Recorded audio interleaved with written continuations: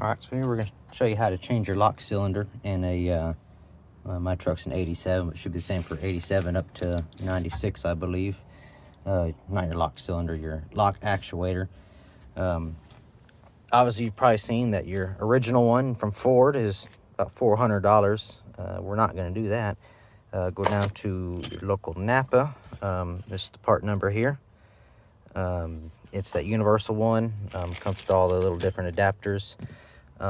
Some people said you can take this out and reuse it on the new one, but they do have one in there on the one that will work. It looks almost just like, I already installed it before I started the video, but it looks almost just like this. It's just a little bit longer.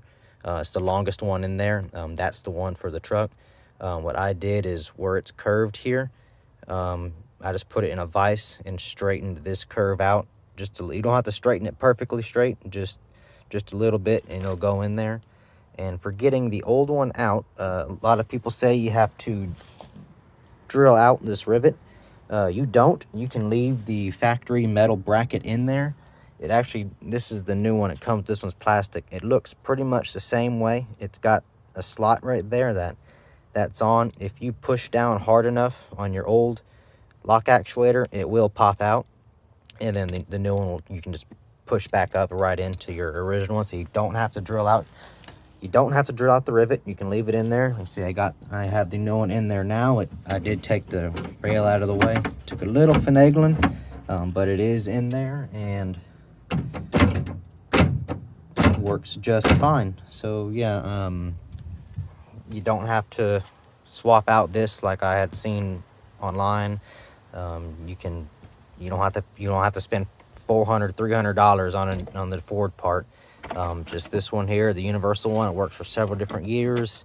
It shows app by application to fit some of the older Mustangs and some slightly newer Fords, but just use the longest adapter they got in there, straighten the end out a little bit, and it really just pops right in. Everything hooks up.